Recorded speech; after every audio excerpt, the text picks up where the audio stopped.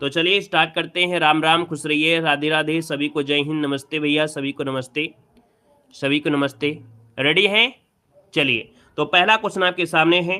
कह रहा है आपसे, भ्रूण को एक विशेष ऊतक की सहायता से मां के रक्त से पोषण प्राप्त होता है। तो देखिए 1 नंबर में जो आपका दिया गया है, तो आपका ऑप्शन हो जाए आपका बी नंबर, गर्भानाल में, है ना। जब जो बच्चा होता है माँ के गर्भ में होता है, तो भैया माँ के रक्त से उसको पोषण मिलता रहता है, और ये जो होता है वो किसकी सहायता से? गर्भानाल के माध्यम से। ऑप्शन नंबर आपका बी राइट हो जाएगा। यहाँ पर अगला क्वेश्चन दिया गया है, किसी वस्तु द्वारा उसकी स्थिति या विन्यास द्वारा प्राप्त ऊर्जा को कहा जाता है। नमस्ते भैया, नमस्ते। कह रहा है किसी वस्तु द्वारा उसकी स्थिति या विन्यास द्वारा प्राप्त ऊर्जा को कहा जाता है। तो इस ऊर्जा को कहते हैं दोस्तों, याद रखिए ऑप्शन सी, स्थितिज ऊर्जा। क्या कहते हैं? स्थितिज ऊर्जा हो जाएगा। मतलब स्थिति दिया है, स्थिति से पता चल गया कि स्थिति या विन्यास इसी को कहते हैं जब कोई वस्तु स्थित होती है ना। यहाँ पर जैसे किसी स्प्रिंग को खींचने से उसमें संचित ऊर्जा, एक बांधे जाने से अर्थात रोके गए जैसे बांध होता है, इन सब चीजों में एक प्रकार से ऊर्जा संचित ऊर्जा होती है। अगला है, पानी से भरे एक गिलास में रखा गया नींबू गिलास के बगल से देखने पर उसके वास्तविक आकार से बड़ा प्रतीत होता है। इसका कारण क्या होता है? मतलब किसी गिलास में अगर नींबू आप डाल देते हैं, है ना, अगर वो गिलास पानी से भरा है और उसको बगल से देखेंगे तो आपको वास्तविक आकार से थोड़ा बड़ा दिखेगा। इसका कारण होता है प्रकाश का अपवर्तन। क्या होता है? प्रकाश का अपवर्तन। जो ऑप्शन नंबर दिया है सी वाला, इसका जवाब यहाँ पर राइट हो जाएगा, सी नंबर आपका बन जाएगा। जैसे तारों का टिमटिमाना होता है, सूर्योदय से पहले सूर्यास्त वस्त जो होता है ना, लाल दिखाई देता है, सूर्यास्त के बाद भी सूर्य दिखाई देता रहता है, ये सब इसी का कारण होता है। क्लियर है? हाँ, नींबू नहीं है, आप कुछ भी डाल दीजिए, अपना चेहरा भी डाल देंगे तो भी आपको कुछ ना कुछ उसमें परिवर्तन जरूर दिखाई देगा। ठीक है, जरूरी नहीं कि नींबू डालें, उसमें चाहे नींबू डालें, चाहे अदरक डालें, चाहे कुछ भी डालें, कोई वस्तु डालिए, है ना, तो वो आपकी वास्तविक आकार से छोटा या बड़ा जरूर दिखाई देगा। ठीक है, समझ में आ गया। अगला क्वेश्चन दिया गया है, आपसे कह रहा है यहाँ पर क्या, आपसे यहाँ पर क्वेश्चन क्या कह रहा है, यहाँ पर दिया है नागार्जुन सागर बांध परियोजना निम्नलिखित में से किस नदी पर स्थित है। चलिए यहाँ पर देखिए, नागार्जुन सागर बांध परियोजना निम्नलिखित में से किस नदी पर आपका है? 4 नंबर आपसे दिया गया है। तो आप कहेंगे नागार्जुन, आपका आंसर सी हो जाएगा, कृष्णा हो जाएगा, कृष्णा आपका बन जाएगा। यहाँ पर देखिए अगला क्वेश्चन आपसे कह रहा है, हर्षवर्धन द्वारा रचित नाटक कौन सा है? हर्षवर्धन ने भी नाटक रचा है, और हर्षवर्धन का नाटक है आपका रत्नावली। क्या हो जाएगा? रत्नावली इसका जो आंसर है राइट हो जाएगा। हर्षवर्धन ने 3 नाटक रचित किया है, नागानंद, प्रियदर्शिका और रत्नावली, है ना। इनका जो लिखने का श्रेय इन्हीं को जाता है। यहाँ पर देखिए अगला क्वेश्चन आपसे कह रहा है कि वायरस के कारण निम्नलिखित में से कौन सी बीमारी नहीं होती है? वायरस के द्वारा कौन सी बीमारी नहीं होती है? यहाँ पर देखें तो आप कहेंगे सर इन्फ्लुएंजा होता है ना, यहाँ पर हेपेटाइटिस होता है, लेकिन पैरों का जो दाद आपका है, पैरों का दाद, ये वायरस जनित बीमारी नहीं है, ये फंगस या कवक होता है। क्या होता है? ये फंगस बोलते हैं, ये फंगस या कवक से होता है, ये जो का दाद खाद खुजली होता है ना। इस रोग से ग्रसित व्यक्ति की त्वचा लाल भूरे रंग की हो जाती है, जबकि इन्फ्लुएंजा है और हेपेटाइटिस की बीमारी ये वायरस के द्वारा होती, याद रखिएगा। अगला क्वेश्चन आपसे कह रहा है, दिया गया है भारत के नियंत्रक मालिका परीक्षक का कार्यकाल कितना होता है? अब इसमें से आपको मालूम है कि जब कार्यकाल की बात किया है तो 6 वर्ष या 65 वर्ष जो भी आपको पहले मिल जाए, आंसर आपका बी नंबर है, राइट हो जाएगा। अब आप कहेंगे सर भारत का जो नियंत्रक मालिका परीक्षक वो कौन से आर्टिकल में है? कौन से शेर हैं जो इस क्वेश्चन का सवा शेर बना सकते हैं? जल्दी से बताइए कि भैया जो नियंत्रक मालिका परीक्षक है कौन से आर्टिकल में इनका वर्णन किया गया है। चलिए यहाँ पर देना है, चलिए 76 आर्टिकल नहीं होगा, ये 76 नहीं है, क्योंकि आप लोग अंधी मारते हैं, क्वेश्चन को समझते नहीं हैं, अंधी मारते हैं, है ना। और हमने कहा यहाँ पर दिया है नियंत्रक मालिका परीक्षक, महान्यायावधि की बात नहीं हो रही है, महान्यायावधि की बात नहीं हो रही है, ये हो रही है नियंत्रक मालिका परीक्षक की बात। तो आप कहेंगे सर आर्टिकल नंबर 148 इसका आंसर है, राइट हो जाएगा, याद रखिएगा। क्लियर हो गया है? चलिए आगे बढ़िए। क्वेश्चन आपसे अगला पूछा गया है, कह रहा है यहाँ पर परमाणु बम की खोज किसने किया था? चलिए क्वेश्चन नंबर 8 जवाब देना है, परमाणु बम की खोज जो किया वो किसने किया था? चलिए अब प्रयास करिए नेक्स्ट क्वेश्चन में इसका सही आंसर क्या हो जाएगा। चलिए एक में गलती हो गई है, हो जाने दीजिए, नेक्स्ट क्वेश्चन गलत नहीं होना चाहिए। आपसे कह रहा है सर परमाणु बम की जो खोज किया था वो किसने किया था? यहाँ पर देखा जाए तो आपका जो आंसर आ गया है वो ऑप्शन आ रहा है, कह रहे हैं सर ए नंबर हो जाएगा। आपने बिल्कुल सही है, ऑटो हॉर्न, है ना, याद रखिएगा यहाँ पर आंसर ए हो जाएगा। ऑटो हॉर्न ने किया था यहाँ पर नाभिकीय विखंडन के सिद्धांत पर ये कार्य करता है। ठीक है, अगर पूछे कि परमाणु बम जो होता है किस सिद्धांत पर है, तो आपके नाभिकीय विखंडन के सिद्धांत पर कार्य करता है, याद रखिएगा। यहाँ पर अगला क्वेश्चन आपसे कह रहा है, अच्छा वहीं पर एक होता है हाइड्रोजन बम, क्या होता है, हाइड्रोजन बम होता है। यह हाइड्रोजन बम होता है नाभिकीय सिद्धांत, नाभिकीय विखंडन नहीं, नाभिकीय संलयन पर कार्य करता है। किसके, नाभिकीय संलयन पर कार्य करता है। अगला आपसे यहाँ पर देखो दिया गया है कि कुछ भारतीय, है ना, अर्थशास्त्री ब्रिटिश शासन के दौरान भारत की राष्ट्रीय आय का मूल्यांकन करने का प्रयास करते थे। निम्नलिखित में से कौन अर्थशास्त्री नहीं है, आपसे पूछा गया है 9 नंबर में। तो आप कहेंगे सर यहाँ पर देखा जाए तो क्वेश्चन में आपसे कह रहा है नहीं, तो आप कहेंगे दादा भाई नौरोजी रहे हैं, यहाँ पर KV राव भी रहे हैं, RC देसाई रहे हैं, लेकिन जो आपके दिए हैं PC चंद्र महालनोबिस, ये आपके दोस्त याद रखिए एक अर्थशास्त्री नहीं रहे हैं। ऑप्शन नंबर आपका डी इसका राइट हो जाएगा। यहाँ पर देखते अगला क्वेश्चन आपसे कह रहा है निम्नलिखित में से कौन से देश की मुद्रा बिर्र है, क्या है, बिर्र। और ये बिर्र जो आपकी है दोस्तों रखे इथोपिया की है, किसकी है, इथोपिया, इसका जो आंसर है इथोपिया, आपका जवाब राइट हो जाएगा दोस्तों, याद रखिएगा, ठीक है ना। और टेंगो जो आपकी यहाँ की मुद्रा है, ठीक है, टेंगो की मुद्रा, ये जो टोंगो दिया है टेंगो की जो मुद्रा है वो आपकी CFA है, अर्थात यहाँ पर फ्रैंक है, क्या है, फ्रैंक हो जाएगा, टोंगे की है। यहाँ पर अगला है कि विश्व जल दिवस कब मनाते हैं, विश्व जल दिवस जो मनाते हैं कब मनाते हैं, आप कहेंगे विश्व जल दिवस मनाते हैं 22 मार्च को मनाया जाता है। ऑप्शन नंबर आपका सी जिसका आ रहा है राइट हो जाएगा, है ना। और यहाँ पर अगला क्वेश्चन आपसे कह रहा है कि सर निम्नलिखित में से कौन संसद के किसी भी सदन की कार्यवाही में गैर सदस्य के रूप में भाग ले सकता है। चलिए क्वेश्चन नंबर 12 ऑप्शन को लॉक किया जाए। चलिए क्वेश्चन नंबर 12 दिया है और 12 का ऑप्शन आ रहा है यहाँ पर बी नंबर है और यहाँ पर आपका सी आ रहा है। तो दोस्तों याद रखिए इसका आंसर अब भी आपने लगाया है, बिल्कुल सही है, महान्यायवादी। याद रखिए महान्यायवादी भारत सरकार का प्रथम विधि अधिकारी होता है। ये क्वेश्चन पूछा जाता है कि भारत सरकार का प्रथम विधि अधिकारी कौन होता है, तो आप कहेंगे महान्यायवादी। अब आप कहेंगे सर ये कौन से आर्टिकल में है, तो अब आप कहेंगे सर आर्टिकल नंबर 76 में इनका वर्णन किया गया है, राष्ट्रपति के द्वारा इनका नियुक्त किया जाता है ना। और महान्यायवादी अपने पद पर राष्ट्रपति के प्रसाद पर्यंत तक बना रहता है। इस बात को याद रखिए जो महान्यायवादी होता है ये अपने पद पर राष्ट्रपति के प्रसाद पर्यंत बना रहता है। जैसे आपके राज्यपाल होते हैं वैसे ये भी अपने पद पर राष्ट्रपति के प्रसाद पर्यंत तक बने रहते हैं, ठीक है। तो यहाँ पर आंसर आपका बी हो जाएगा। वास्तविकता यही है, बाकी 6 और जो आपका 65 होता है वो तो मिलता ही मिलता है।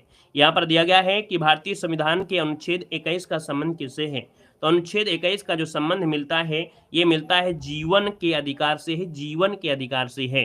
तो यहाँ पर आंसर नंबर आपका हो जाएगा ए नंबर है, राइट हो जाएगा, जीवन के अधिकार से संबंधित है।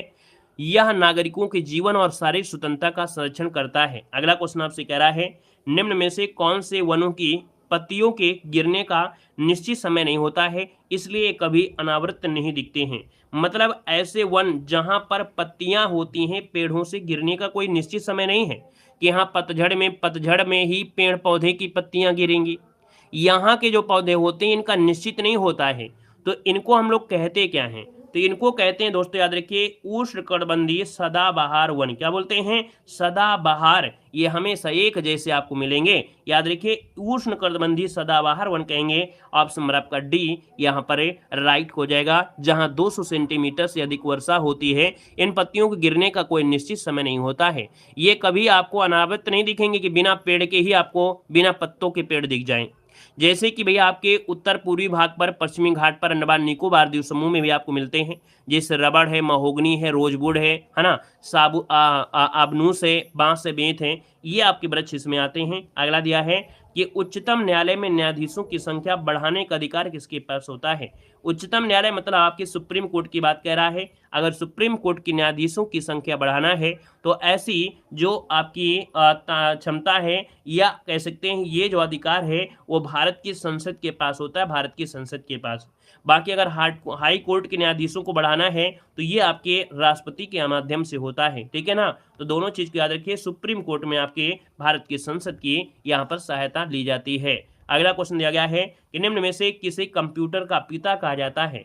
कोई क्वेश्चन एक क्लास थी जिसमें हम आपको कंप्यूटर पढ़ा रहे थे, तो उसमें किसी ने कमेंट किया था, कमेंट ये किया था कि सर यूपी पुलिस में कंप्यूटर कहाँ आता है। बोला था ना, याद आ गया होगा किसी को। और जिन लोगों ने कहा था वो एक बार सभी लोग कमेंट कर दीजिए हाँ कि किसने कहा था।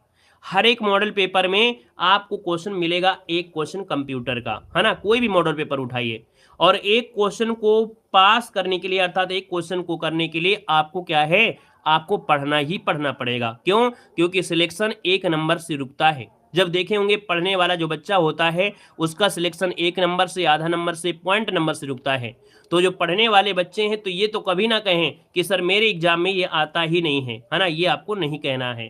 तो याद रखिए आपको पढ़ना है। अगर कंप्यूटर की क्लास चल रही है तो पढ़ना ही पढ़ना है, क्योंकि हो सकता है एक तो पूछेगा, हो सकता है दो भी क्वेश्चन पूछे जा सकते हैं। इसलिए आपको कंप्यूटर की जो क्लास हम आपको दे रहे हैं पढ़ लेना है।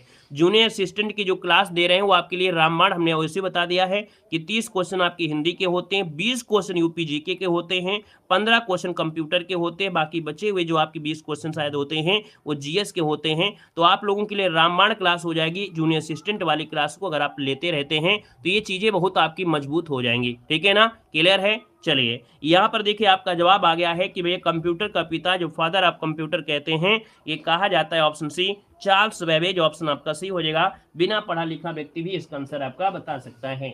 चलिए यहाँ पर आगे बढ़ते, क्वेश्चन दिया गया है और आपसे कह रहा है गुप्त शासकों द्वारा जारी किए गए चांदी के सिक्के क्या कहते थे। चलिए बताएगा, गुप्त शासकों ने जो चांदी के सिक्के जारी किया था इनको कहते हैं रूपक कहते हैं। रूपक बताना है भैया, रूपक बताना है, ठीक है ना। और वहीं पर जो आपके दिनार थे, आपके स्वर्ण थे, याद रखिएगा। अगला क्वेश्चन आपसे कह रहा है कि शास्त्रीय नृत्यों के संदर्भ में निम्नलिखित में से कौन सा कथन सत्य दिया गया है। आपको शास्त्रीय नृत्य का वीडियो दिया गया है ना, प्ले लिस्ट में जो आपकी जीके की क्लासें कुछ स्पेशल दे दी जाती हैं उनको आप लोग जरूर देख लीजिएगा, है ना। शास्त्रीय नृत्यों में से कह रहा है कौन सा कथन आपका सत्य दिया है। 18 नंबर में पहला ऑप्शन दीजिएगा। आपसे कह रहा है कथकली कथक शैली का शास्त्रीय रूप है। ये कैसे हो सकता है? कथकली और कथक ये तो आपके अलग अलग हो गए ना। कथकली केरल में है, कथक आपके यूपी में है, ये कैसे हो जाएगा। अगला है कथक शैली को शास्त्रीय नृत्य के रूप में मान्यता केवल स्वतंत्रता प्राप्ति के पश्चात, ऐसा तो गलत दिया है। या लोक नृत्यों से सदा श्रेष्ठ होते हैं, ये भी नहीं है। यहाँ पर देखिएगा कि शास्त्रीय नृत्यों के 8 मान्य रूप हैं। यहाँ पर देखिए ऑप्शन डी हो जाएगा, शास्त्रीय नृत्यों के 8 मान्य रूप हैं।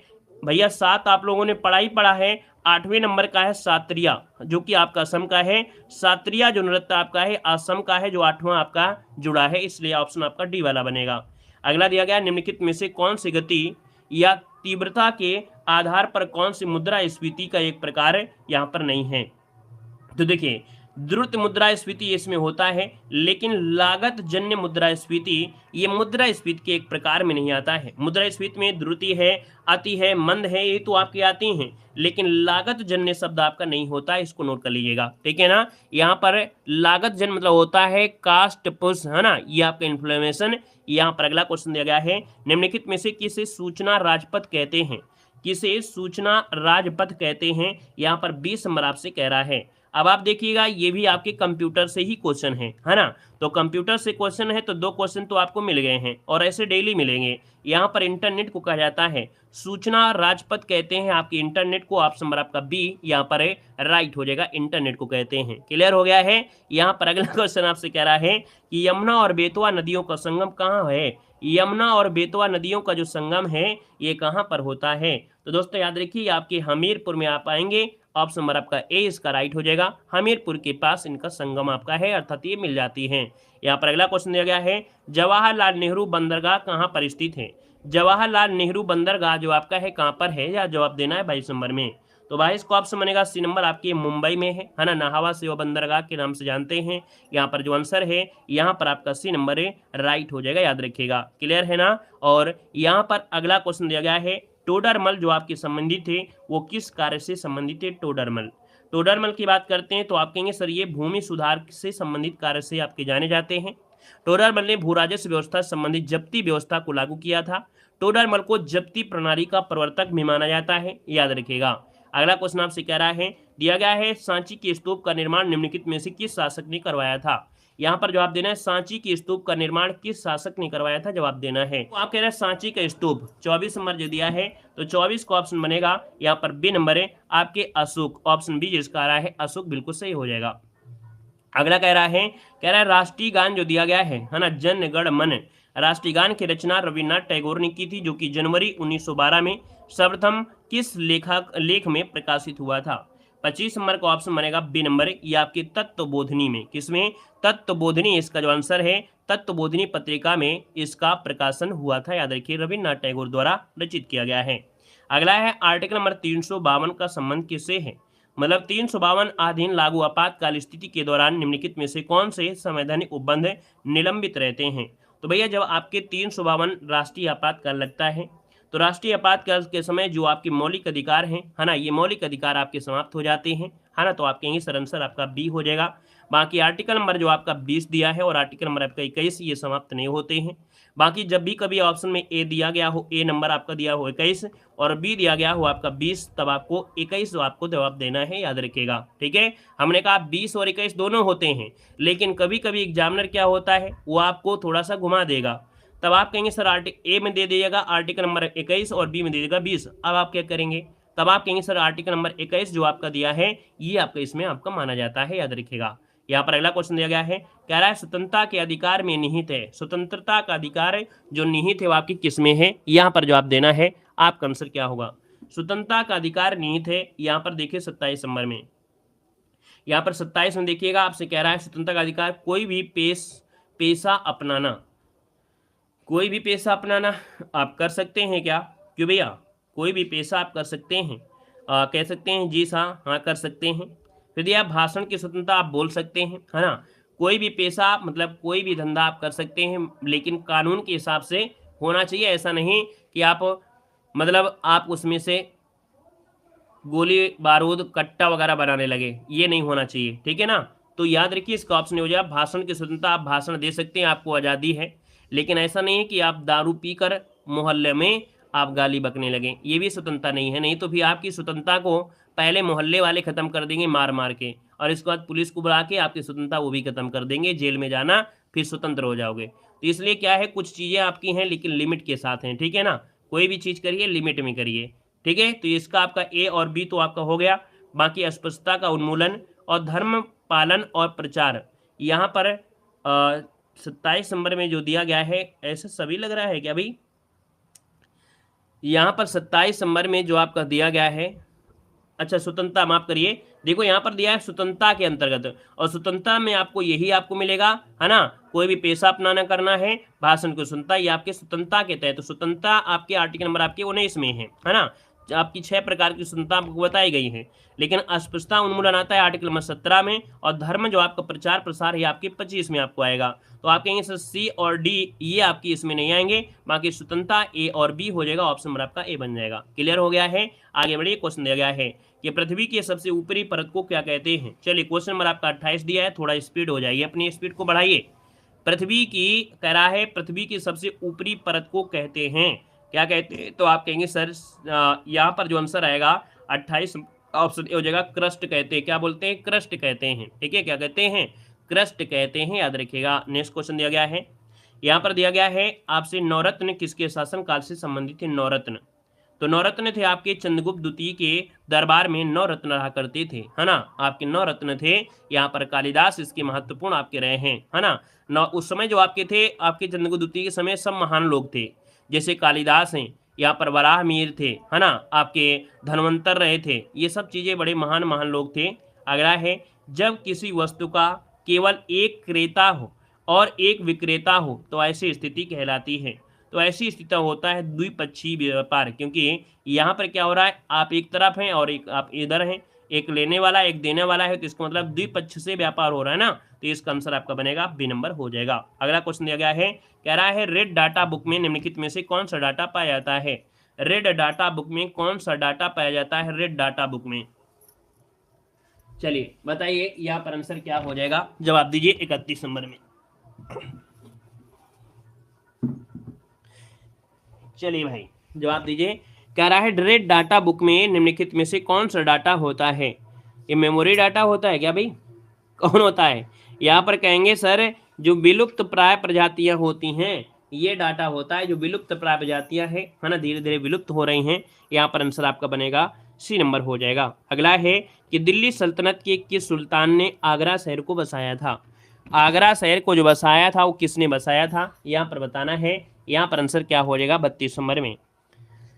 चलिए 32 नंबर बताइएगा फटाफट। 32 नंबर में यहाँ पर देखिए ये आ गए हैं सिकंदर लोदी।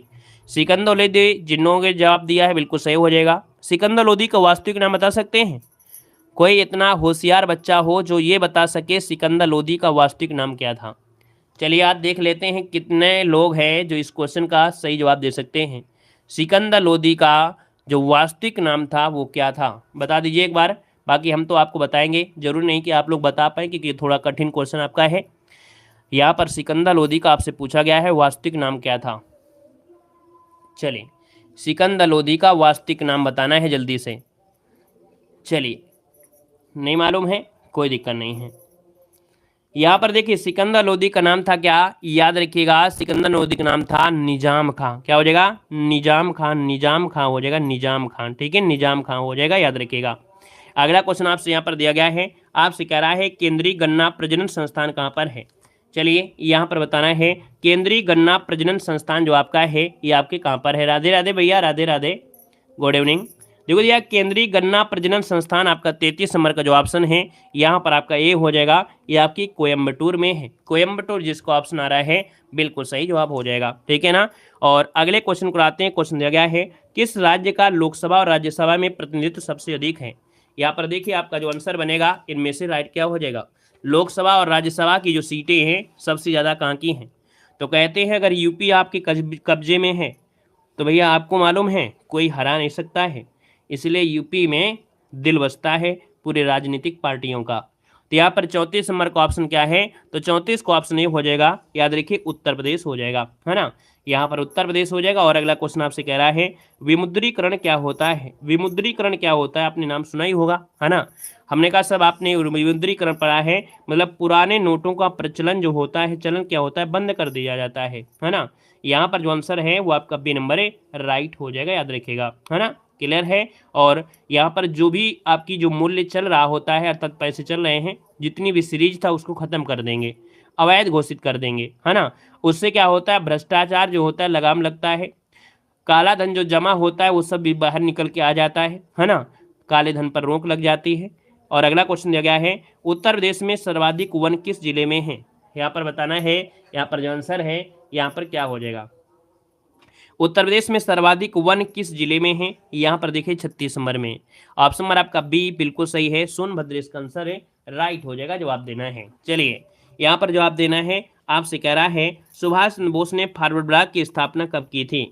सुभाष चंद्र बोस ने फॉरवर्ड ब्लॉक की स्थापना कब किया था। यहाँ पर देखिए आपका जवाब हो जाएगा 1939, इसका जो आंसर है यहाँ पर जवाब हो जाएगा कौन, ए नंबर है, बिल्कुल सही हो जाएगा। नेक्स्ट क्वेश्चन दिया गया है खाद्य सुरक्षा के लिए कौन सा प्रमाण पत्र दिया गया है। खाद्य सुरक्षा के लिए जो प्रमाण मिला है ये कौन सा मिला है, 38 नंबर में। 38 का ऑप्शन बनेगा ए नंबर। दोस्तों ये होता है ISO जो आपका जो दिया गया है क्या 22,000, ऑप्शन नंबर आपका बनेगा यहाँ पर ए नंबर है, राइट हो जाएगा, याद रखिएगा। ठीक है ना।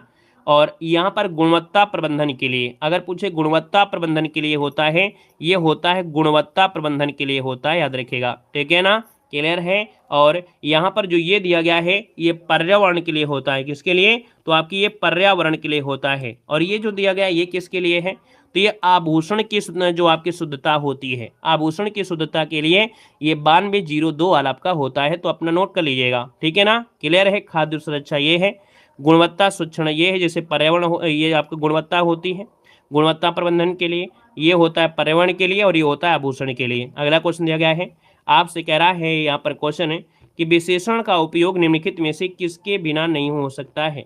विशेषण का उपयोग निम्नलिखित में से किसके बिना नहीं हो सकता है। यहाँ पर देखिए तो आप कहेंगे सर संज्ञा के बिना नहीं हो सकता है, आंसर नंबर आपका डी बनेगा। नेक्स्ट क्वेश्चन दिया गया है निम्नलिखित में से कौन शब्द आपका विशेषण स्त्रीलिंग में प्रयुक्त यहाँ पर होता है। चलिए जवाब देना, निम्नलिखित में से कौन शब्द स्त्रीलिंग में प्रयुक्त होता है। 45 नंबर आपसे कह रहा है, तो यहाँ पर देखिए ऋतु, ऋतु कैसी है, आपका ऑप्शन ए हो गया। अगला दिया गया है यशोधरा में जो संधि है वो आपका है होगा क्या। यशोधरा की बात करते हैं तो आंसर क्या होगा 46 नंबर में, यशोधरा। यशाधंधा, बिल्कुल सही है, 46 नंबर है।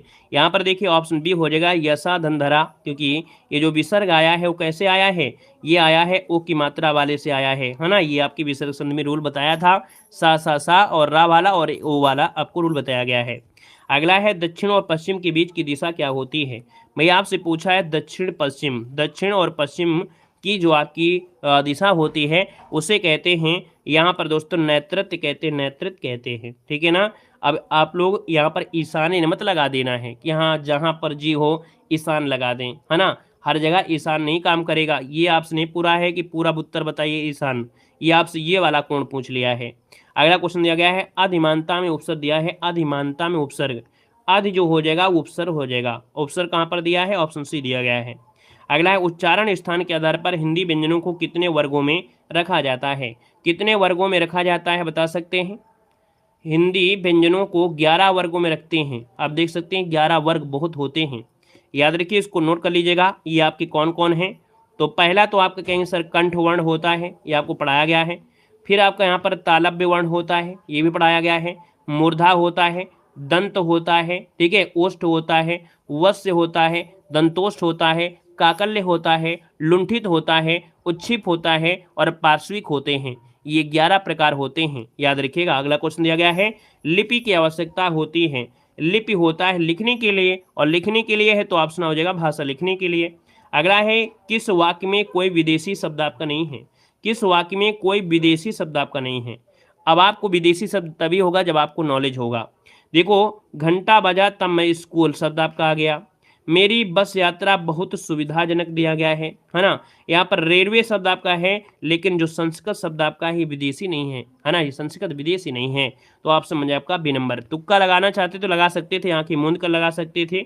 बाकी अगला क्वेश्चन दिया गया है कि वह जो ना करे सो थोड़ा वाक्य में सर्वनाम है।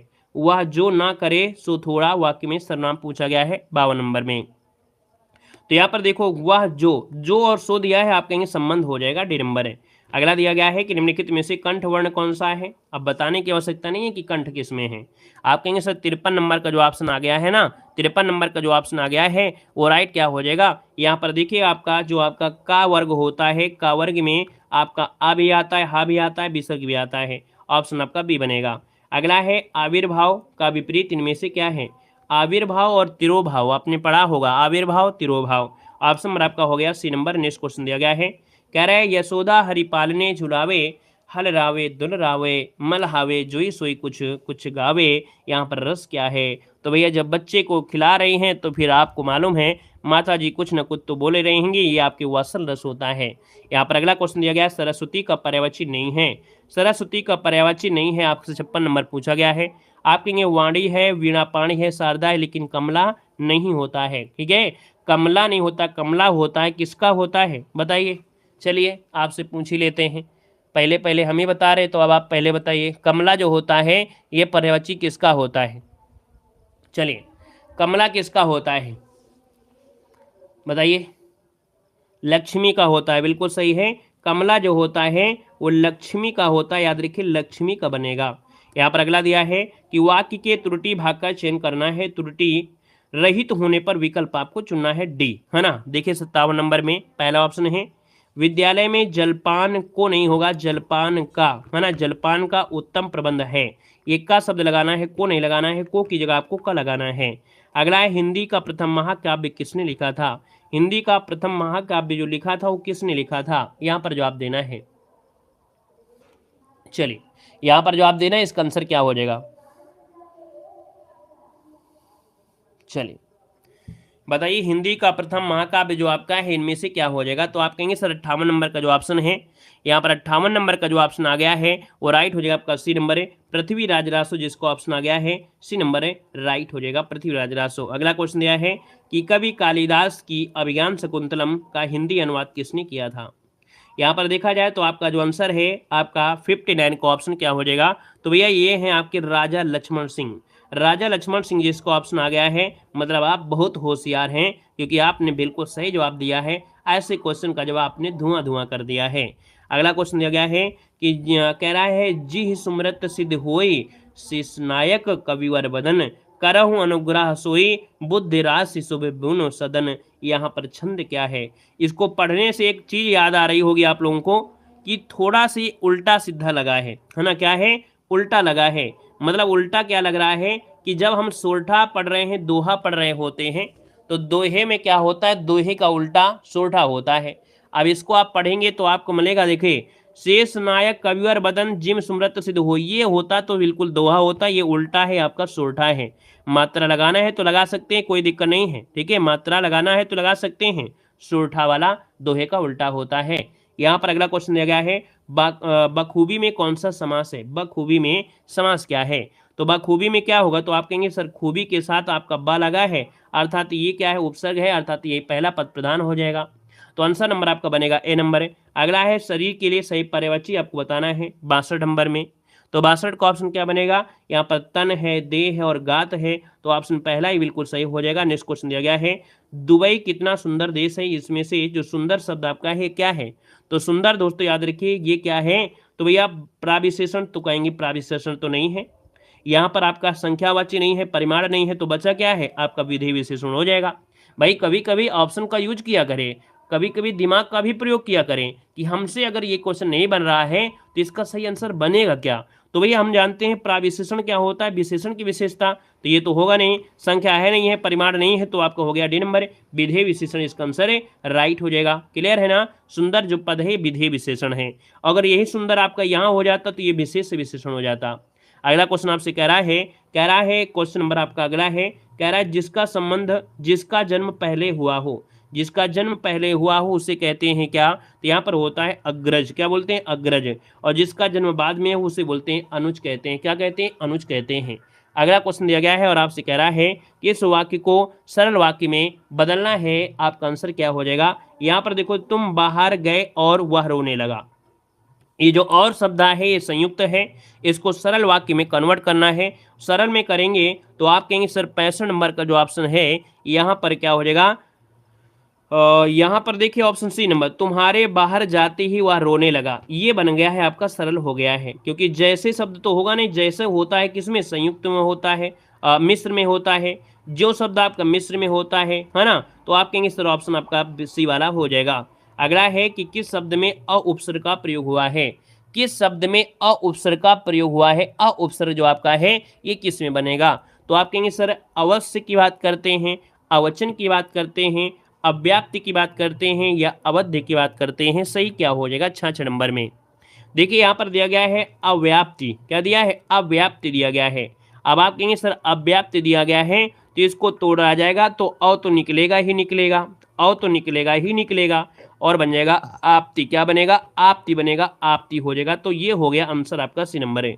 अगला है विरोधाभास अलंकार जो आपका होता है, विरोधाभास अलंकार किसमें विरोधाभास अलंकार है, 67 नंबर में देखिए पहला ऑप्शन पढ़िएगा, कह रहा है वीरा है अथवा यह वरदान, जान पड़ता है नेत्र देख बड़े बड़े, इसमें तो है नहीं है, देख लो साकेत नगरी यही है स्वर्ग को जात रही, ये तो होगा नहीं। अगला दिया गया है प्रियतम को समझ पा ना सकी कामनी, ना जा सकी ना है ठहर सके, ना जा सकी ना ठहर सकी, ऑप्शन डी आल आपका राइट हो गया है। ठीक है, ए नंबर मत लगाइएगा क्योंकि ए नंबर में जो आपका दिया है वो अलग है, यहाँ पर इसका जो आंसर आपका बनेगा विरोधा है वो आपका भ्रांति है, विरोधा और भ्रांति में गड़बड़ी हो जाती है। अगला क्वेश्चन आपसे कह रहा है न्यून शब्द में कौन सी आपकी संधि है, न्यून को पहले तोड़ लीजिए, न्यून को पहले तोड़ेंगे तो बनेगा सर नी बनेगा, और क्या बनेगा, ऊन बनेगा, क्या बनेगा, ऊन बनेगा। अब आप कहेंगे सर यहाँ पर जब बना है यू शब्द निकला है तो यण संधि का होगा, आंसर आपका ये बनेगा। अगला है कि 9 दिन चले अढ़ाई कोस लोकोक्ति का भावार्थ क्या होता है, 9 दिन चले अढ़ाई कोस लोकोक्ति का भावार्थ इनमें से क्या है, 69 नंबर ऑप्शन आपको लॉक करना है, आपका जवाब हो जाएगा इनमें से क्या हो सकता है, यहाँ पर आंसर देना है। तो आप कहेंगे सर यहाँ पर जो आंसर आ गया है कहीं ना कहीं सभी का सही जवाब है ना, सभी का जवाब जो आ गया है बिल्कुल सही जवाब हो जाएगा, है ना। यहाँ पर देखा जाए तो आपका जवाब आ गया है ए नंबर है, काम करने की बहुत धीमी गति, काम करने की बहुत धीमी गति, आंसर क्या हो जाएगा यहाँ पर ए नंबर है, राइट हो जाएगा। क्लियर है। यहाँ पर देखिए अगला क्वेश्चन आपसे कह रहा है निम्न में से कौन विराम चिन्ह का प्रकार नहीं है, कौन विराम चिन्ह का प्रकार नहीं है। चलिए यहाँ पर देखा जाए तो विराम चिन्ह का प्रकार कौन सा नहीं है 70 नंबर में, तो 70 का ऑप्शन देखिएगा निर्देश है, लाघव है, विवरण होता है, लेकिन ये उपदेशक होता है क्या? आपने पढ़ा है कहीं? नहीं पढ़ा है। नहीं पढ़ा है तो ऑप्शन आपका सी बनेगा। नेक्स्ट क्वेश्चन दिया गया है और आपसे यहाँ पर दिया गया है, कह रहा है कि भाषा की सबसे छोटी इकाई इनमें से कौन सी है? भाषा की सबसे छोटी इकाई इनमें से जो आपकी है वो आपकी कौन सी बनेगी? यहाँ पर जवाब देना है भाषा की सबसे छोटी इकाई, लगभग सभी का सही आ रहा है। यहाँ पर देखा जाए तो आपका जो आंसर आ गया है 71 नंबर का ऑप्शन डी हो जाएगा। ये होता है वर्ण होता है या तो ध्वनि होती है। अगला दिया गया है मधुशाला के रचयिता आपके कौन है? मधुशाला, मधुबाला, ये आपके कौन है? माखनलाल हो जाएंगे क्या या हरिवंश राय बच्चन हो जाएंगे? कहेंगे ऑप्शन बी हो जाएगा, हरिवंश राय बच्चन है। मधुशाला, मधुबाला, मधुकलश ये आपकी इनकी रचना है। अगला है वीर रस के भेदों में कौन सा शामिल नहीं है? देखो वीर रस के भेदों में याद रखिएगा कि वीर रस में आपका युद्ध वीर है, धर्मवीर है और दानवीर होते हैं, लेकिन कर्मवीर ये आपके वीर रस के भेद में आपका नहीं आता है, याद रखिएगा। ठीक है ना। यहाँ पर अगला क्वेश्चन दिया गया है कि ऐसा पद जो क्रिया या संज्ञा की विशेषता न बताकर एक वाक्य या पद का संबंध दूसरे वाक्य या पद से जोड़ता है, इसे कहते हैं दोस्तों, याद रखिए समुच्चय बोधक कहते हैं। ऑप्शन सी बनेगा समुच्चय बोधक। अगला है निम्नलिखित में से शुद्ध वाक्य आपको बताना है। 75 नंबर में शुद्ध वाक्य जो आपका है कौन सा है? तो कह रहा है आप भारत कभी ब्रिटेन के अधीन था। अधीन गलत दिया है, अधीन होता है। निरपराधी व्यक्ति साथ में नहीं लगेगा।